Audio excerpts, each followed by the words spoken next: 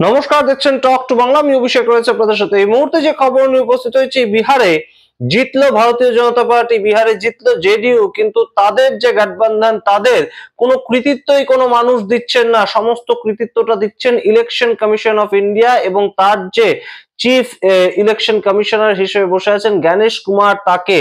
এবং জ্ঞানেশ কুমারের কৃতিত্বেই নাকি বিহার এই অভূতপূর্ব ফল করেছে ভারতীয় জনতা পার্টি এবং তাদের শরিক দলগুলো। এই কথা আপনাদের মধ্যে থেকে উঠে এসেছে, কমেন্ট বক্সে আমরা দেখতে পেয়েছি। কিন্তু এই মুহূর্তে এই কথা তার থেকেও তীব্রতা বাড়িয়েছেন বিজেপিরই প্রাক্তন কেন্দ্রীয় মন্ত্রী যশবন্ত সিনহা। যশবন্ত সিনহা সরাসরি বলেছেন বিরোধীরা যেন এবারে অন্তত সম্পূর্ণভাবে ভোটটাকে বয়কট করে। ভোটের যদি এইরকম চেহারা দাঁড়ায়, তাহলে ইলেকশন কমিশন তাদের উপর ভরসা রাখার আর কোনো জায়গা থাকে না। তাই জন্য বিরোধীদেরকে তিনি ডাক দিচ্ছেন যে যাতে ভোট তারা বয়কট করে। কে ডাক দিচ্ছেন? প্রাক্তন বিজেপির কেন্দ্রীয় মন্ত্রী যশবন্ত সিনহা।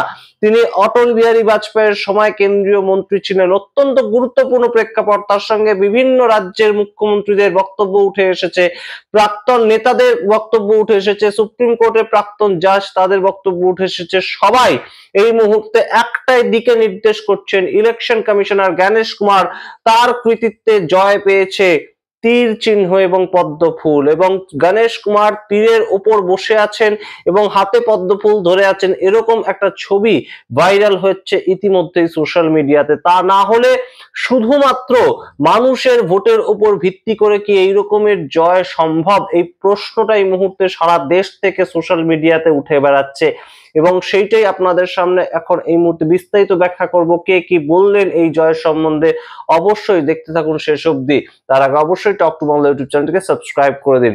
আপনারা জানেন এই মুহূর্তে একটা অভূতপূর্ব ফল করেছে ভারতীয় জনতা পার্টি এবং তাদের যে গঠবন্ধন তারা। এবং নীতিশ কুমারের মুখ নাকি 10,000 টাকা, নাকি এসআইআর এর প্রভাব, কোন প্রভাবে আমরা জানি না, একদম জাদু মন্ত্রের মতন সমস্ত সমীক্ষা, যত সমীক্ষা এসেছিল সামনে, সমস্ত সমীক্ষাকে ভুল প্রমাণিত করে 200টার বেশি আসন নিয়ে আবারও সরকারে ফিরছে নীতিশ কুমার। এটা এই মুহূর্তে একদম বাস্তবায়িত একটা চিত্র। এবার সরাসরি যে প্রশ্নটা সারা দেশ থেকে বিভিন্ন মানুষ তুলছেন, তার মধ্যে সবচেয়ে উল্লেখযোগ্য প্রশ্ন তুলেছেন যশবন্ত সিনহা। যশবন্ত সিনহা অটল বিহারী বাজপেয়ীর সময়কার এক্স বিজেপির কেন্দ্রীয় মন্ত্রী। তিনি হঠাৎ অপোজিশনের হয়ে কথা বলতে যাবেন কেন? তিনি কি বলছেন? The opposition parties should stop contesting election as long as Ganesh Kumar is ECE অর্থাৎ chief election commissioner and the election commission remains compromised। অর্থাৎ ইলেকশন কমিশনকে কম্প্রোমাইজ করে রেখেছে। যতদিন পর্যন্ত জ্ঞানেশ কুমার ইলেকশন কমিশনার হিসেবে থাকবে, ততদিন যেন বিপরীতে যে পার্টিগুলো রয়েছে, অপোজিশনে যে পার্টিগুলো রয়েছে, তারা এই সিদ্ধান্তটা সম্মিলিতভাবে নেয় যে তারা আর ভোটে অংশগ্রহণই করবে না। এরকম একটা প্রেক্ষাপট তৈরি হয়েছে।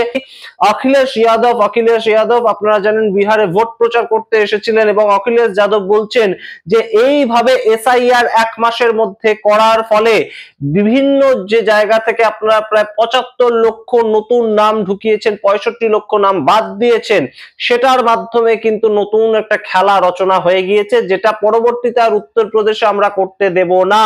এরকম কথাটা অখিলেশ যাদব বলেছেন। যে অখিলেশ যাদব উত্তরপ্রদেশের ক্ষেত্রে 2027 সালের জানুয়ারি মাসে যে ভোটটা রয়েছে উত্তরপ্রদেশে, সেখানে তিনি করতে দেবেন না।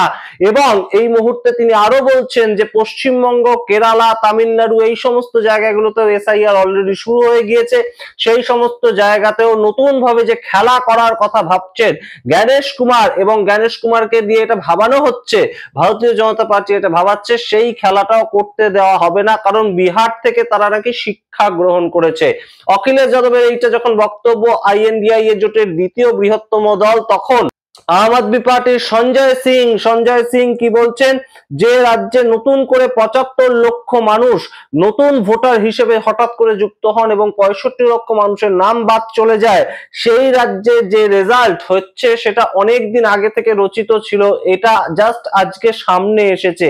সঞ্জয় সিং আম আদমি পার্টির তরফ থেকে রাজ্যসভার সাংসদ, বিভিন্ন জায়গায় বিভিন্ন বিরোধিতার ক্ষেত্রে সামনে থাকেন। তিনি ভোট চুরি নিয়ে একদম সামনের সারিতে ছিলেন যখন রাহুল রাহুল গান্ধীরা এই বাদল অধিবেশনের সময় একদম মার্চ বের করেছিলেন, তখন INDIA জোটে না থাকলেও আম আদমি পার্টি সঞ্জয় সিং বা রাস্তায় নেমেছিলেন, আপনাদের মনে থাকবে। এছাড়া পবন খেরা কংগ্রেসের পক্ষ থেকে কি বলছেন, কংগ্রেসের ভরাডুবি ফলাফল, তার পরবর্তীতে তার যে বক্তব্যটা একদম সরাসরি ইলেকশন কমিশনার জ্ঞানেশ কুমার, তাকে উদ্দেশ্য করে পবন খেরা বলছেন যে জ্ঞানেশ কুমার গুপ্তা যেভাবে সম্পূর্ণ একদম স্ক্রিপ্টেড ওয়েতে বিহারের নির্বাচনটাকে ম্যানেজ করেছে, SIR এর মাধ্যমে যেভাবে মানুষের নাম বাদ দিয়েছে, সেটা এই ফলাফলটা দেখে খুব চমকে যাওয়ার কিচ্ছু নেই। এর পরবর্তীতে কাঞ্চনা যাদব তিনি RJDর পক্ষ থেকে মুখপাত্র, তিনি খানিকটা এখনো পর্যন্ত যে স্লো কাউন্টিং সেই বিষয়টাকে সামনে এনেছেন। তিনি বলছেন যে সমস্ত জায়গায় RJD বা মহাগঠবন্ধনের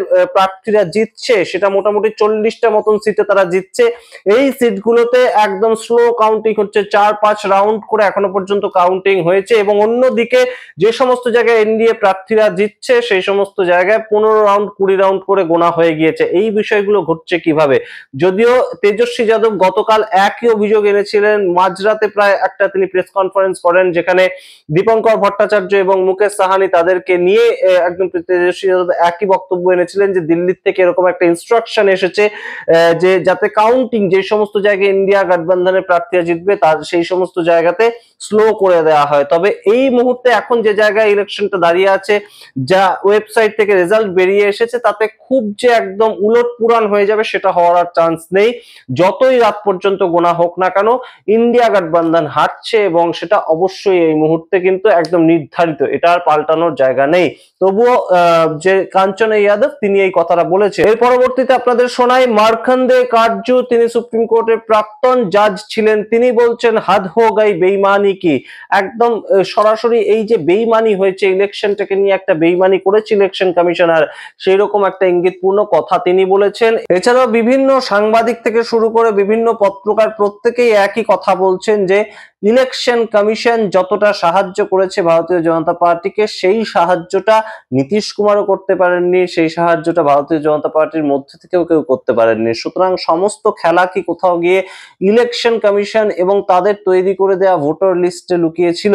এই প্রশ্ন এই মুহূর্তে উঠছে। সেই উত্তর আমরা খোঁজার চেষ্টা করব যে ভোটার লিস্টের মধ্যে কোনো ধরনের ভূত ছিল কিনা, সোর্সের মধ্যেই ভূত ছিল কিনা, অর্থাৎ ভুতুরে ভোটার ছিল কিনা। রাহুল গান্ধী পরবর্তীতে আবারও হরিয়ানার মতন কিংবা কর্ণাটকের মতন বিহারের ভোটার লিস্টটাকেও সম্পূর্ণ যে পর্যবেক্ষণ করে তার যে পদ্ধতিতে প্রেস কনফারেন্স করান কিনা, সেটা অবশ্যই দেখবো আমরা। উত্তর দেবে সময়। তবে এই মুহূর্তে ইলেকশন কমিশন অনেকাংশে কৃতিত্ব বেশি পাচ্ছে ভারতীয় জনতা পার্টির যে কোনো নেতার থেকে এবং JDU এর নীতিশ কুমারের থেকেও। এইটা কিন্তু বড় একটা চমকে যাওয়ার মতন বিষয়, অর্থাৎ এতগুলো দল লড়াই করলো এবং তার মধ্যে মুখ হিসেবে ভারতীয় জনতা পার্টির তরফ থেকে নরেন্দ্র মোদী থাকলেন, সম্রাট চৌধুরী থাকলেন, নিত্যানন্দ রায় থাকলেন, বিজয় সিনহা থাকলেন, কেউ কৃতিত্ব পেল না। নীতিশ কুমারের দল থেকে নীতিশ কুমার থাকলেন, লল্লন সিং থাকলেন, সঞ্জয় ঝা থাকলেন, কেউ কৃতিত্ব পেল না।